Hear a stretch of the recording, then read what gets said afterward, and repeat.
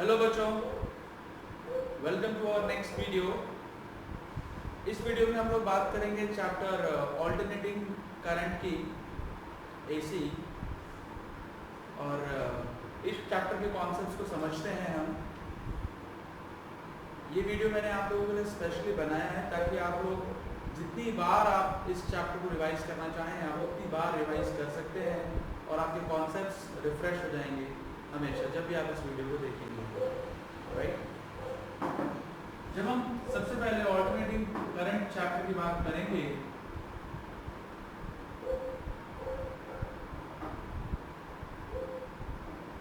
तो alternating current के अंदर मैंने आपको बताया था कि हम तीन इंपॉर्टेंट वैल्यूज के बारे में हम बात करेंगे। ये जो हमारा ऑल्टरनेटिंग करंट है,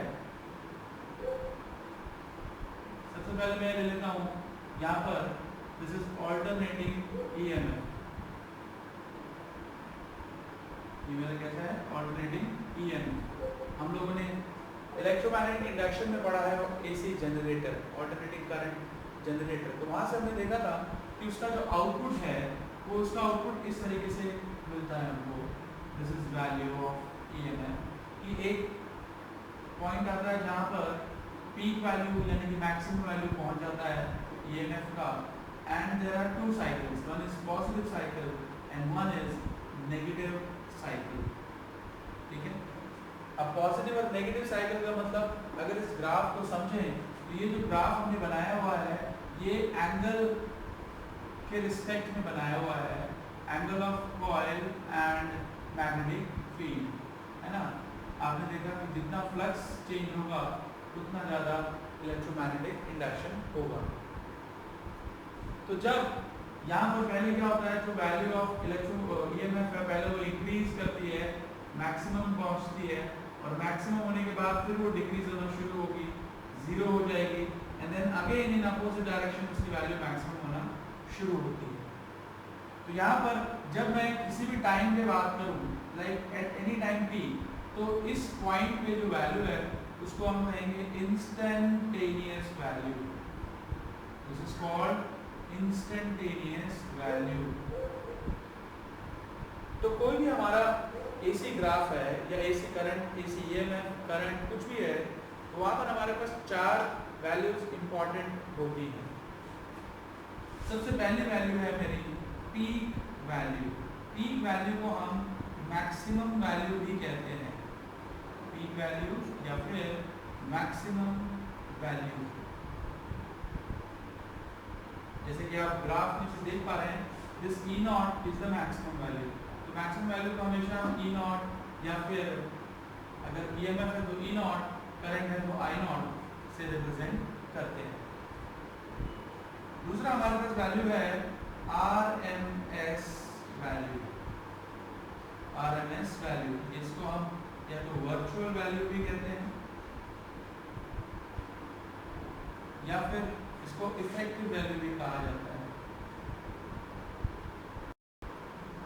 देखो, जब हमारे पास दो तरह के वोल्टेज सोर्स हैं, एक वोल्टेज सोर्स है हमारा डीसी, जो सिर्फ और सिर्फ हमको कांस्टेंट वोल्टेज देता रहता है, जिसकी वोल्टेज जो है वो टाइम के साथ कभी बदलती नहीं है। जब टाइम के साथ उसकी वोल्टेज नहीं बदल रही तो देखो, जब कोई भी हम जब वोल्टेज सोर्स हमारा कांस्टेंट है तो नेचुरल सी बात है वो करंट पैदा करेगा। वो करंट भी कैसा पैदा करेगा? कांस्टेंट करंट पैदा करेगा। इसको हम बोलते हैं डायरेक्ट करंट, जिसकी वैल्यू टाइम के साथ चेंज नहीं होती, that is called direct current. अब इस तरह का करंट अगर किसी सर्किट से फ्लो करेगा तो देखो दो बातें यहाँ पर हम देखेंगे उसके बारे में। एक कि उसने कितना चार्ज फ्लो कराया और दूसरा कि कितना हीट प्रोड्यूस किया सर्किट के अंदर। अब जब हम कंपेयर करें अपने ऑल्टरनेटिंग करंट और डायरेक्ट करंट को तो नेचुरल सी बात है दोनों में क्या है, दोनों में देयर इज अ डिफरेंस। इसका नेचर कैसा है, कभी इसका वैल्यू बढ़ रहा है, मैक्सिमम होता है, फिर डिक्रीज होना शुरू होता है, फिर यहाँ पर वैल्यू बढ़ रहा है अपोजिट डायरेक्शन में, फिर डिक्रीज होना शुरू हो जाएगा। तो इसके अक्रॉस जब ऑल्टरनेटिंग करंट हम किसी डिवाइस के थ्रू पास करेंगे तो वो ऑल्टरनेटिंग करंट कितना चार्ज प्रोड्यूस करेगा, कितना हीट प्रोड्यूस करेगा, इस वैल्यू को भी हम मेजर करना चाहते हैं। तो जब मैं आरएमएस वैल्यू की बात कर रहा हूँ तो आरएमएस वैल्यू क्या मेजर करती है? Heat produced by AC in given time. तो सिंपल सी आप हीट के बारे में आप ध्यान रखें कि जो आरएमएस वैल्यू है वो हम हीट मेजर करते हैं उसके अंदर, जिसको हम ERMS या फिर E वर्चुअल इस तरीके से डिनोट करते हैं। तीसरा जो हमारे पास कॉन्सेप्ट आता है that is mean value. Mean value या फिर इसको हम एवरेज वैल्यू भी कहते हैं। तो यहाँ पर ध्यान दो कि जब हम बात करेंगे मीन वैल्यू की, तो यहाँ मीन वैल्यू में जो हम कॉन्सेप्ट मेजर करते हैं that is the charge flowing across the circuit, कि एक डिवाइस के अक्रॉस कितना चार्ज फ्लो कर रहा है। जब हम चार्ज मेजर करेंगे that charge measure is called mean value. तो यहाँ पर जो हमारे पास मीन वैल्यू है इसको हम रिप्रेजेंट करते हैं EM से, राइट? EM या फिर इसको E एवरेज भी कहा जाता है। अगर करंट है तो करंट को IB या फिर I एवरेज से डिनोट किया जाएगा। क्लियर? जो चौथा पॉइंट है हमारे पास, चौथा वैल्यू है that is called instantaneous value. अब इंस्टेंटेनियस वैल्यू ऑफ EMF या करंट हो सकता है। तो इंस्टेंटेनियस वैल्यू का मतलब होता है वैल्यू एट एनी टाइम, किसी भी टाइम पर। अगर मैं यहाँ पर देखूँ तो यहाँ इस ग्राफ से मुझे दो बातें पता लग जाएंगी सीधा सीधा। This is called peak value, ये क्या वैल्यू है? पीक वैल्यू है। And this is instantaneous value. Instantaneous value मतलब value at any time. This is value at any time t, उसको हम कहते हैं इंस्टेंटेनियस वैल्यू। क्लियर है? तो अगर हम देखें तो सबसे पहले हम बात करते हैं इक्वेशन ऑफ ऑल्टरनेटिंग EMF। जो हमारा ऑल्टरनेटिंग EMF है उसकी इक्वेशन क्या आई थी, हमने AC जनरेटर में देखा था। नहीं तो मैं अगर आपको क्लियर नहीं है तो आप मेरा इलेक्ट्रोमैग्नेटिक इंडक्शन वाला चैप्टर आप देख लीजिए यूट्यूब पर, आपको समझ में आ जाएगा। E = E0 sin omega t। यहाँ पर इस एक्सप्रेशन को अगर हम समझें तो ये वैल्यू हमको देगी instantaneous value. This will give us instantaneous value. From this equation, E0 is peak value, T is any time, है ना? किसी भी टाइम पर हम निकालना चाहते हैं। जब ओमेगा को हम डिकोड करेंगे तो omega is angular frequency. Omega is angular frequency. Omega को मैं ऐसे 2 pi by time period, this is called time period of revolution.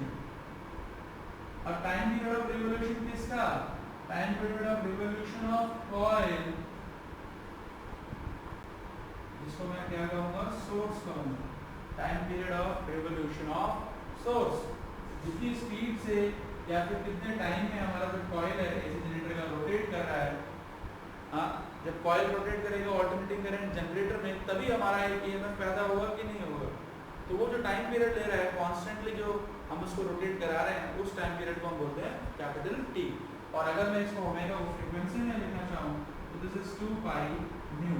This is called frequency of source, इसको हम कहते हैं frequency of source. Now again what is this source? This source is the alternating current के अंदर जो coil है जो rotate कर रही है, दैट इज द सोर्स। आई बात समझ में? तो this is the basic overview of our alternating EMF। अब हम इस चैप्टर के अंदर देखेंगे, आगे फर्दर देखेंगे, ये जो हमारे पास चार वैल्यूज हैं, इन चार वैल्यूज के क्या रिलेशन है, how they are interconnected with each other, and how what is the effect when we pass this alternating EMF through our three main devices.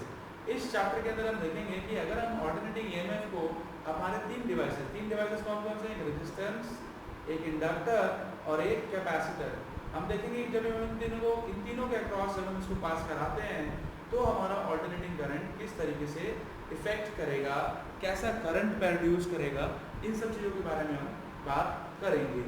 Right, चलिए चलिए तो हम एक ऑल्टरनेटिंग ईएमएफ की इक्वेशन ले लेते हैं E equals to E naught sine omega t. अगर हमने ऑल्टरनेटिंग ईएमएफ लगाया है तो हमें जो करंट मिलेगा that will also be I equals to I naught sine omega t. General equation ले लेते हैं करंट की। यहाँ पर जब हमें निकालना है RMS वैल्यू तो ध्यान दो E RMS का फॉर्मूला क्या होता है, E नॉट बाय रूट 2 या फिर उसको हम 0.707 टाइम्स E नॉट भी कह सकते हैं। जब मुझे IRMS सेम फॉर्मूला करंट के लिए भी एप्लीकेबल है, IRMS is I naught by root 2 या फिर 0.707 टाइम्स ऑफ E नॉट। जब हमें मीन वैल्यू निकालना है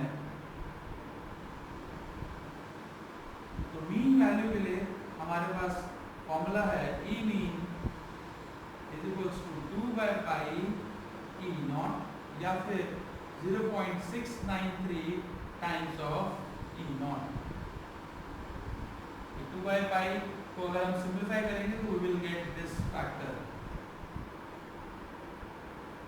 I मीन का हमारे पास फॉर्मूला है 2 by pi times I naught या फिर 0.693 टाइम्स I नॉट।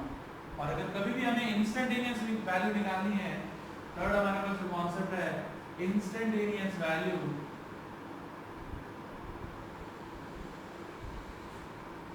तो इंस्टेंटेनियस वैल्यू के लिए हम इस इक्वेशन का इस्तेमाल करेंगे E equals to E naught sine omega t. यहाँ पर हम पुट कर देंगे put the value of time, यहाँ पर हम टाइम t की वैल्यू सब्स्टिट्यूट कर देंगे और हमें इंस्टेंटेनियस वैल्यू मिल जाएगी। क्लियर? सबसे इंपॉर्टेंट बात आपको ध्यान रखनी है, जैसे हमें क्वेश्चन दिया हुआ है कि for example a resistor is connected to a 220 volt 50 hertz supply, 220 volt 50 hertz supply. हमको इस तरीके से क्वेश्चन दिया हुआ है, तो आपको ध्यान देना है यहाँ पर और कुछ नहीं बोला। अगर वो कहता कि resistance is connected to AC source of peak value 220 volt, अगर वो इस तरीके से कहता है कि पीक वैल्यू है 220 वोल्ट, यानी कि हमको ऑलरेडी बता दिया गया E not is 220 volt. But जब कुछ भी नहीं बोला है तो आप ध्यान देना ये जो वैल्यू आपको दी होती है this is the RMS value, ये आपको क्या वैल्यू दी होती है RMS वैल्यू हमेशा। And this 50 hertz this is the frequency of source, right? This value is frequency of source new, ये हमको दिया होता है। क्लियर? तो ये पॉइंट आप ध्यान रखें। और दूसरा बात, जब भी हम मीन वैल्यू मेजर करेंगे, याद रखना ये मीन वैल्यू हम सिर्फ और सिर्फ हाफ साइकिल के लिए ही मेजर करते हैं, ये बात आपको ध्यान रखनी है। और half cycle only. Why half cycle? क्योंकि एक साइकिल के लिए अगर मैं देखूं फॉर वन साइकिल जो आपका मीन वैल्यू होगा ये प्लस और ये माइनस, तो फॉर वन साइकिल जो आपका मीन वैल्यू है, फॉर वन साइकिल जो आपकी मीन वैल्यू है वो 0 होगी, क्योंकि जितना चार्ज गया प्लस में उतना ही चार्ज माइनस में आ गया, तो दिस इज 0। ठीक है? इनकी डेरिवेशन क्यों है, डेरिवेशन कैसे है वो हमें नहीं करनी, फिलहाल हमें इंपॉर्टेंट पॉइंट्स पे ध्यान देना है, ये इंपॉर्टेंट पॉइंट्स हैं हमारे। क्लियर है? तो एक और इंपॉर्टेंट पॉइंट ध्यान रखिए हमेशा कि जब भी हम AC को मेजर करते हैं तो हम किसका इस्तेमाल करते हैं, ऑड वायर एमीटर का इस्तेमाल करते हैं, ऑड वायर एमीटर। हम नॉर्मल मूविंग कॉइल गैल्वेनोमीटर का इस्तेमाल नहीं कर पाएंगे AC को मेजर करने के लिए। क्यों नहीं कर पाएंगे? क्योंकि जो मूविंग कॉइल गैल्वेनोमीटर है वो किस पे, टॉर्क पे डिपेंड करता है, turning effect of magnetic field. तो ऑल्टरनेटिंग करंट है उसकी पोलैरिटी बदलती रहती है, तो आपको जो मूविंग कॉइल गैल्वेनोमीटर है वो इस तरीके से रोटेट करता रहेगा, उसका पॉइंटर है वो प्लस माइनस ऑसिलेट करता रहेगा, वो आपको AC मेजर करके नहीं देगा। तो हॉट वायर एमीटर में हम क्या मेजर करते हैं, we measure the RMS value, RMS value heat measure कर सकते हैं, चाहे वो पॉजिटिव साइकिल हो चाहे वो नेगेटिव साइकिल हो, भाई करंट तो हीट पैदा करेगा ही करेगा। तो इसलिए हम हमेशा जब भी हमें AC मेजर करना है we always use the RMS value. तो इसीलिए देखो मैंने आपको यहाँ पे क्या कहा, resistor is connected to 220 volt, तो यहाँ पर जो चीज मेजर करी गई है that is what, that is RMS value. Clear है? तो अगर इस तरीके से हमें क्वेश्चन दिया हो तो अब हमसे कहा जाए कि find the mean value, find the peak value, तो we can find out using these relations. Clear? चलिए let's move on to our next topic, जिसके अंदर हम AC पास करेंगे, ऑल्टरनेटिंग करंट को हम पास करेंगे through individual devices, register, capacitor and inductor. Okay, चलिए अपना नेक्स्ट कॉन्सेप्ट देखते हैं हम, AC अक्रॉस रजिस्टर। अब मैंने क्या किया, हमने एक रजिस्टर ले लिया है जिसका रेजिस्टेंस है R और इसके अक्रॉस हमने एक ऑल्टरनेटिंग EMF लगा दिया E = E0 sin ωt। अब ये ऑल्टरनेटिंग EMF क्या करेगा, इस रजिस्टर के अक्रॉस जो करंट प्रोड्यूस करेगा वो भी कैसे नेचर का होगा, ऑल्टरनेटिंग नेचर का होगा। तो इसके अक्रॉस जो करंट प्रोड्यूस हुआ, करंट प्रोड्यूस्ड अक्रॉस रजिस्टर वो कितना पैदा होगा, I = EMF अपॉन रेजिस्टेंस, तो E0 sin ωt bye R। यहाँ पर अगर हम देखें तो E0 बाय R जो है, जब मैक्सिमम EMF होगा तो सर्किट में करंट भी क्या होगा, मैक्सिमम होगा, I0 sin ωt, right, I = I0 sin ωt। तो यहाँ पर हमने ये देखा कि जब मैंने EMF लगाया E = E0 sin ωt तो मुझे करंट मिला I = I0 sin ωt। यहाँ पर हमें दो चीजें ऑब्जर्व करने वाली हैं। ऑब्जर्वेशन अगर हम देखें, देखो मैं भी आपको फेजर डायग्राम समझाऊंगा तो आपको फेज रिलेशनशिप के बारे में बताऊंगा कि फेज रिलेशनशिप क्या होता है। तो जब भी हम किसी AC सर्किट के बारे में बात करते हैं तो हम वहाँ पर दो चीज़ देखेंगे। भाई देखो, जब भी आप अपना पैसा लगाते हो किसी बैंक में तो आप क्या देखते हो, आप ये देखते हो ना कि आपको रिटर्न कितना मिल रहा है।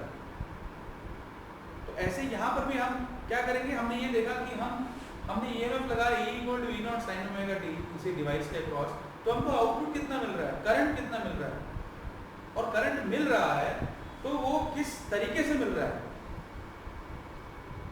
आपने देखा हम टर्म लाइफ इंश्योरेंस करवाते हैं, टर्म लाइफ इंश्योरेंस क्या कहता है जी, जब आपको पैसा मिलेगा 1 करोड़ मिलेगा, वाह बहुत खुश हो जाते हैं, मगर वो 1 करोड़ आपको तब मिलेगा जब आप मर जाओगे, आपकी डेथ के बाद मिलेगा, और वो किसको मिलेगा, फैमिली वालों को मिलेगा। तो यार ये क्या फायदा हुआ, चलो ये ठीक है हमारे लिए नहीं बट हमारी फैमिली के लिए अच्छा हो जाता है। हाँ, ऐसा हो कि हाँ भाई अगर आप 60 साल के हो गए तो आपको 1 करोड़ रुपए मिल जाएगा, तो फिर मजा भी आया कि हाँ भाई 60 साल में चले गए हम लास वेगास घूमने, हाँ पेरिस घूम रहे हैं आराम से 1 करोड़ रुपए से। तो यहाँ पर हम फेज रिलेशनशिप के बारे में बात करेंगे कि जब हमने कोई EMF लगाया तो हमें करंट किस अकॉर्डिंगली मिल रहा है, तो वो जो दोनों के बीच में कंपैरिजन होता है वो फेज रिलेशनशिप बताता है। तो अभी इसके बारे में हम डिस्कस करते हैं। तो यहाँ पर हमने पहला ऑब्जर्वेशन क्या देखा कि जो हमारा रजिस्टर है, रजिस्टर ने क्या काम करा, रजिस्टर रिड्यूसेस AC, हाँ यानी कि ऑल्टरनेटिंग करंट, रजिस्टर क्या करता है, ऑल्टरनेटिंग करंट को कम कर देता है। और सबसे बड़ी बात क्या देखी हमने, its resistance is frequency independent, जो इसका रेजिस्टेंस है वो फ्रीक्वेंसी इंडिपेंडेंट है, हाँ फ्रीक्वेंसी ऑफ सोर्स पे डिपेंड नहीं करता। आप लेट्स से आप किसी गोलगप्पे वाले के पास गोलगप्पे खाने गए, आप स्कूटी से उतरे, आपने पूछा कि भैया गोलगप्पे कितने के हैं, उसने बोला मैडम 10 रुपए के 4, ठीक है आपने खा लिए। आप अगले दिन ऑडी से गए, तब आपने पूछा भैया गोलगप्पे कितने के हैं, उसने बोला 100 के 4। अरे हाँ, उसने क्या देखा, उसने देखा ना मैडम ऑडी से आ रही है तो ठीक है 100 रुपए के 4 खा लेंगे।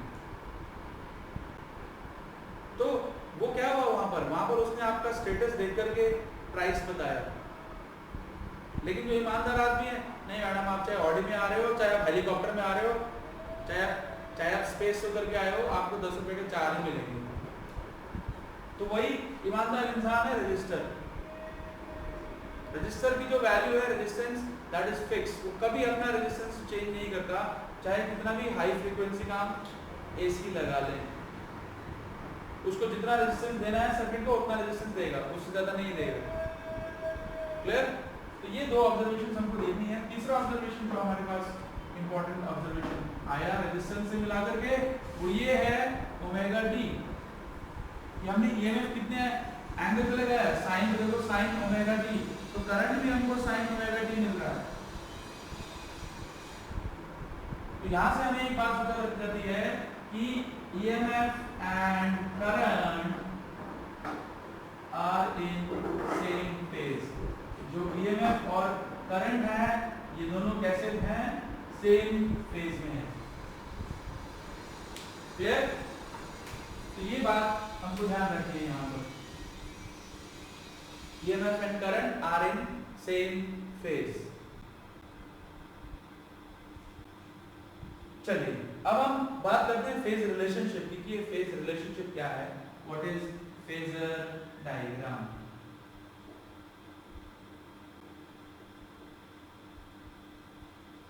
देखो जब हमने देखा था ये जो इक्वेशन है E equal to E naught sine omega t, इस इक्वेशन को मैं अगर समझना चाहूँ, मैंने एक वेक्टर ले लिया जिसका मैग्नीट्यूड है ई नॉट, और इस वेक्टर को मैंने क्या करा, रोटेट करा दिया। मैं इस डायग्राम को थोड़ा सा बड़ा बनाता हूँ, यहाँ पर समझाते हैं।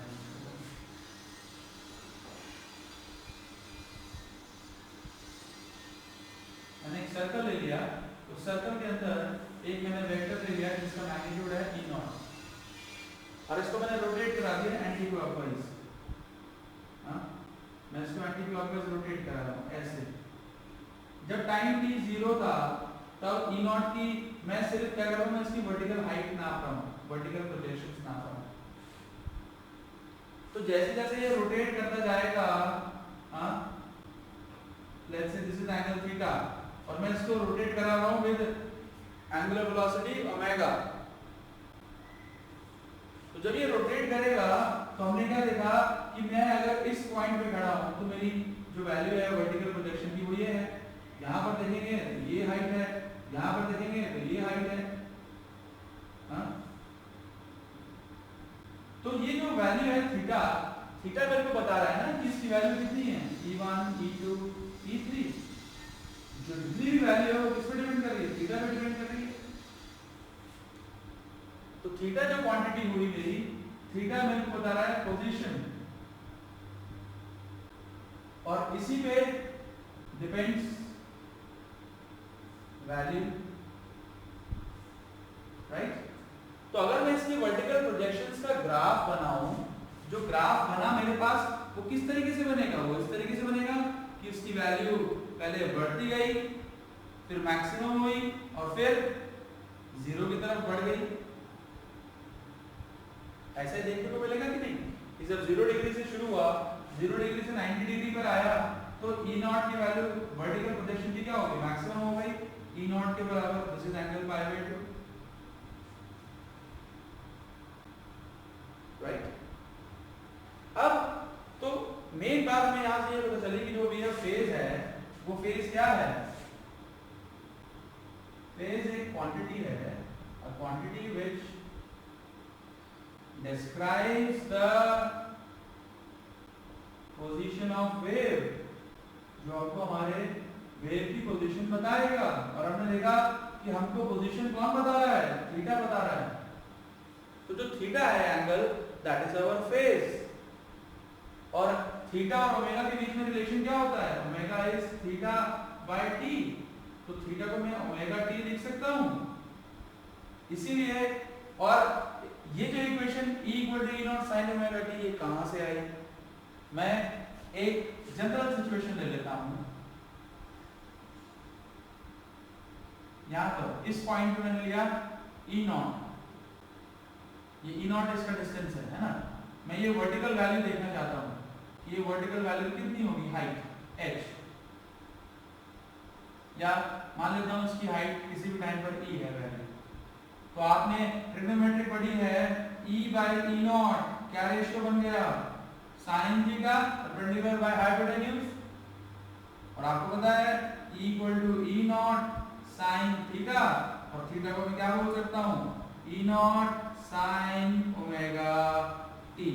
तो ये मेरे पास रिलेशनशिप आ जाएगा फॉर इंस्टेंटेनियस वैल्यू। तो अब एक बात बताओ, अगर आप मान लीजिए हमारी क्लास शुरू हो रही है, आप हमारी क्लास पे टाइम पे आए, तो जो मैंने पढ़ाया टॉपिक आपने वहां से पढ़ना शुरू करा कि नहीं? अगर आप कोई बच्चा लेट आता है तो उस बच्चे का कुछ टॉपिक छूट जाएगा। अगर मान लीजिए ये टाइम 0 था, मैं जरा कुछ मिटाना चाहूंगा, मैं इसको मिटा देता हूँ।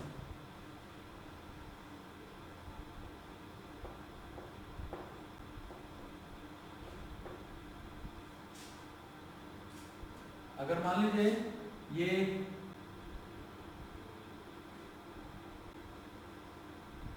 दो वेव लेता हूँ, एक यहाँ से शुरू हो रही है, दूसरी वाली वेव भी इसी पॉइंट पे है, तो जब ये चलेंगे दोनों एक साथ चल रहे हैं, हाँ?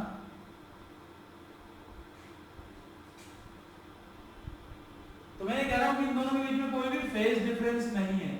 कोई भी फेज डिफरेंस ना होने का मतलब दोनों सारे एक साथ एक ही एंगल पर है, एक ही टाइम पर।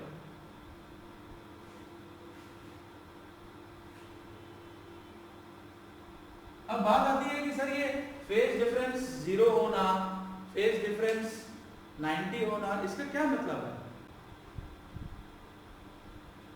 अगर फेज डिफरेंस 0 है तो इसका मतलब है कि दोनों एक साथ चलेंगे। जब आप स्विच ऑन करते हो, करंट आपको तुरंत मिलता है कि नहीं मिलता? लेकिन हीटर में आप जब स्विच ऑन करते हो तो तुरंत उसके अक्रॉस गर्मी पैदा होनी शुरू नहीं होती, कुछ देर बाद होती है।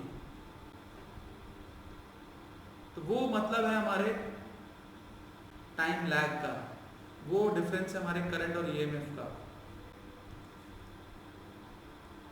एक्चुअल में तो आपको थोड़ा सा ऑब्जर्वेशन, रियल लाइफ में हम उसको इतना क्विक ऑब्जर्वेशन नहीं कर पाते। मैंने आपको एक कॉमन मैन के भाषा में समझाया है टाइम लैग का, ये फेज डिफरेंस का मतलब।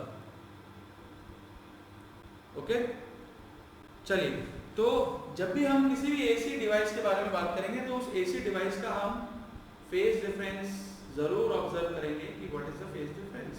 तो हमने यहाँ पर क्या देखा था, रेजिस्टेंस के अक्रॉस कि ईएमएफ और करंट दोनों सेम फेज में हैं, और हमें फेज रिलेशनशिप पता कैसे चलेगा? हमें फेज रिलेशनशिप पता चलेगा उसकी ईएमएफ और करंट की इक्वेशन लिख करके, I equals to I naught sine omega T. ये हमारी इक्वेशन आई थी थ्रू रजिस्टर के अक्रॉस हमने देखा, हमें ये रिलेशनशिप मिला। तो दोनों सेम एंगल पर हैं, ये भी साइन ओमेगा टी और ये भी साइन ओमेगा टी, तो दोनों सेम फेज में हैं। ओके, चलिए अब नेक्स्ट डिवाइस हम पढ़ेंगे एसी अक्रॉस इंडक्टर, कि एक इंडक्टर जो है वो किस तरीके से बिहेव करेगा विद। देखिए, अब हमने क्या किया, हमने एक इंडक्टर लिया है। Inductor is nothing else but a kind of solenoid. एक सोलेनॉइड को हम क्या कहते हैं, इंडक्टर कहते हैं।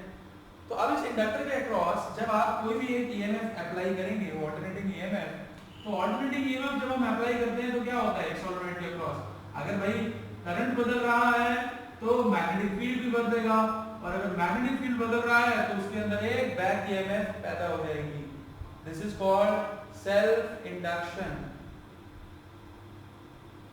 Due to the self induction इसके अंदर एक बैक ईएमएफ पैदा होगी, और ये जो बैक ईएमएफ पैदा हुई, इस बैक ईएमएफ के कारण अब अगर सर्किट में करंट को फ्लो करना है, भाई तुम अगर किसी गेट से एंटर करने की कोशिश कर रहे हो और गेट के अपोजिट साइड को तुम्हें रोकने की कोशिश कर रहा है, तो तुम्हें क्या होगा, अगर तुम्हें अंदर जाना है तो तुम्हारी ताकत उसके बराबर तो होनी चाहिए ना, एटलीस्ट इक्वल एंड अपोजिट।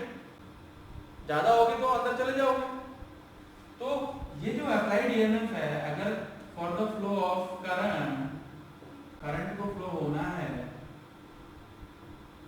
तो जो हमारा अप्लाइड ईएमएफ है this should be equal and opposite to back EMF, at least minimum तो होना ही चाहिए।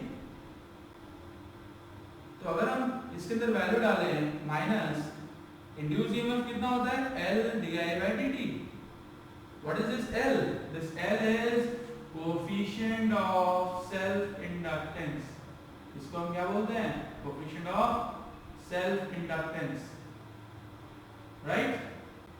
तो ये coefficient of self inductance हम लोग इलेक्ट्रोमैग्नेटिक इंडक्शन में मैंने आपको बताया था कि ये क्या होता है. This is the back EMF when the rate of change of current is 1 ampere per second.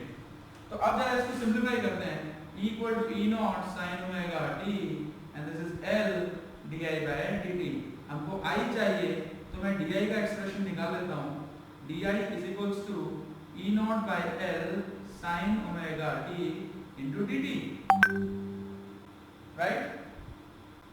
तो अब यहाँ पर अगर मैं देखूं, मैं इंटीग्रेट कर देता हूँ दोनों तरफ क्योंकि मुझे टोटल करंट चाहिए. तो integrating both sides,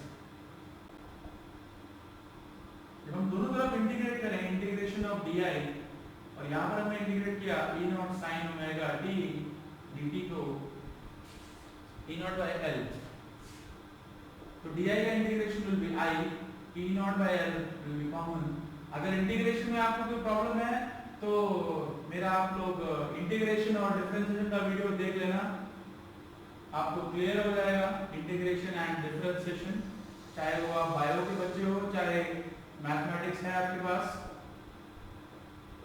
this is cos omega t by omega, ठीक है. साइन का होता है माइनस cos और फिर ओमेगा टी का डिफरेंशिएशन हम नीचे डिवाइड करेंगे. तो this will be minus of E naught by omega L cos omega T. अब मैं क्या करता हूँ, मैं लेट कर लेता हूँ कि मैंने इस ओमेगा एल को एक क्वांटिटी मान लिया which is called XL. XL क्या है? XL is inductive reactance. इसके बारे में अभी हम पढ़ेंगे कि what is inductive reactance. ये एक तरीके का रेजिस्टेंस है, काइंड ऑफ ये समझ low resistance offered by an inductor.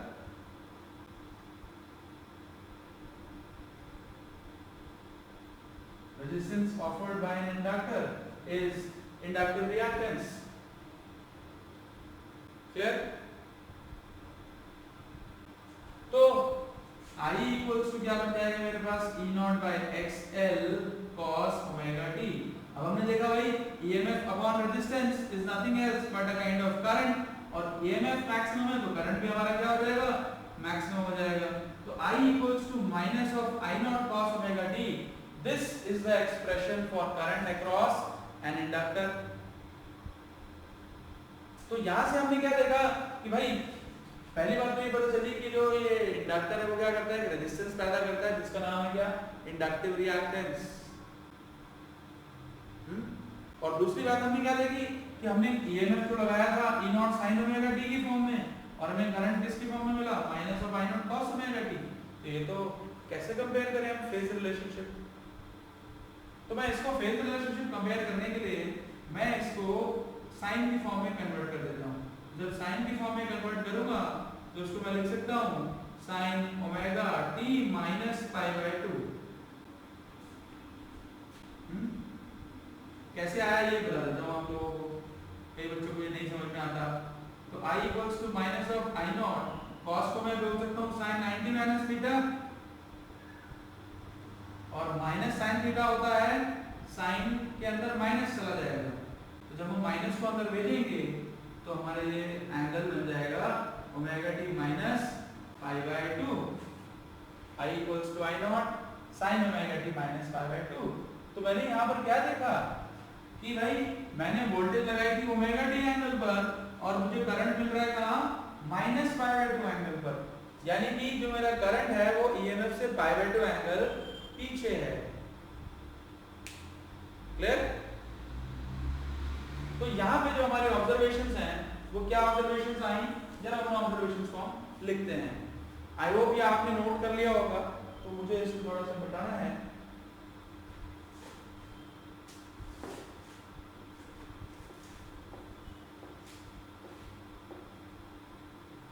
तो उसकी ऑब्जर्वेशन हम यहाँ देखते हैं. जब ऑब्जर्वेशंस की बात करें तो ऑब्जर्वेशन हमने क्या देखा कि सबसे पहला पॉइंट कि inductor produces a frequency dependent resistance. हाँ, ये क्या पैदा करता है, एक फ्रीक्वेंसी डिपेंडेंट रेजिस्टेंस पैदा करता है कॉल्ड इंडक्टिव रिएक्टेंस। इसका नाम क्या है? इंडक्टिव रिएक्टेंस है। क्लियर?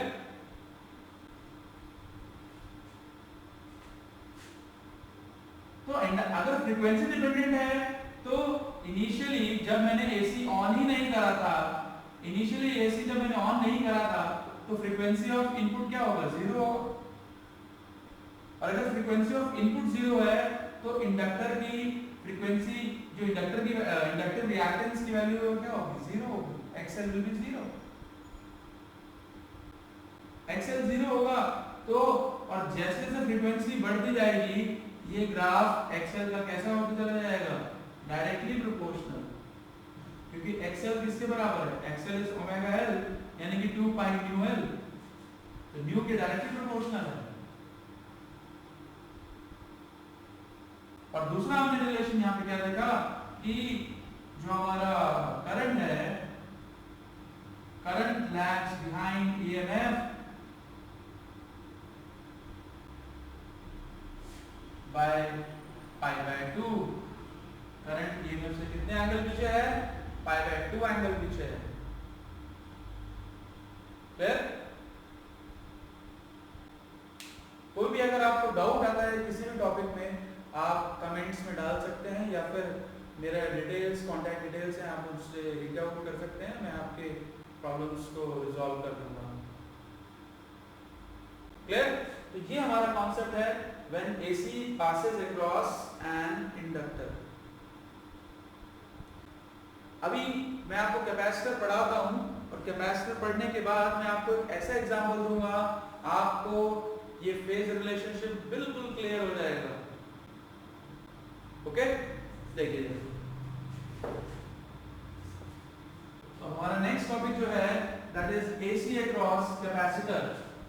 कि अगर हम किसी ऑल्टरनेटिंग करंट को एक कैपेसिटर के अक्रॉस पास कराएं तो कैपेसिटर कैसा बिहेवियर करेगा। हमने देखा भाई इंडक्टर तो लालची निकला कि फ्रीक्वेंसी दे करके बात करता है, अगर फ्रीक्वेंसी ज्यादा है तो ज्यादा रेजिस्टेंस पैदा कर रहा है। हाँ,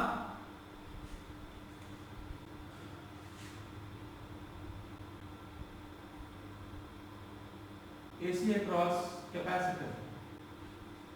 जब मैं AC अक्रॉस कैपेसिटर की बात करता हूं तो यहां पर मैंने एक कैपेसिटर ले लिया, इस कैपेसिटर को मैंने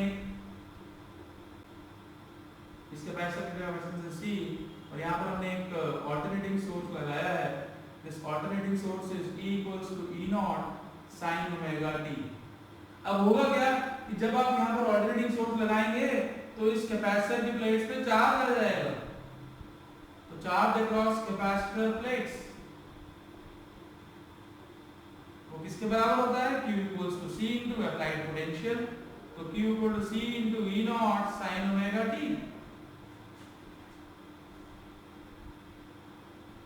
तो अगर मैं देखूं करंट अक्रॉस कैपेसिटर कितना होगा? I equals to rate of change of charge, I equals to dq by dt।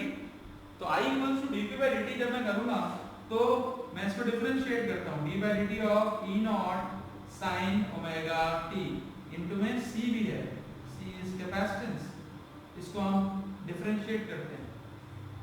जब डिफरेंशिएशन करेंगे तो हमारे पास I equals to C naught E बाहर आ जाएगा, sin का differentiation cos omega t and then d by dt of omega t। Chain rule लगाएंगे हम यहाँ पर, तो I इक्वल्स टू क्या आ गया? E not omega C cos omega t।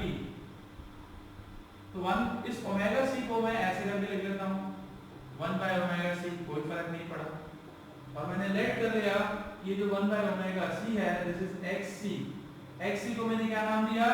Capacitive reactance. This is called capacitive reactance.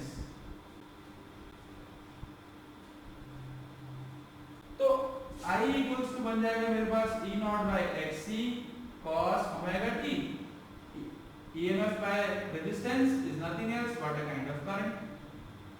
So I equals to I naught cos omega t। यहां से भी मैंने क्या देखा कि कैपेसिटर भी एक रेजिस्टेंस पैदा कर रहा है which is depending on frequency omega. Clear? तो I equals to I naught cos omega t, अगर मैं इसको साइन की फॉर्म में लिखना चाहूं तो this will be sine omega t plus pi by 2, sine omega t plus pi by 2।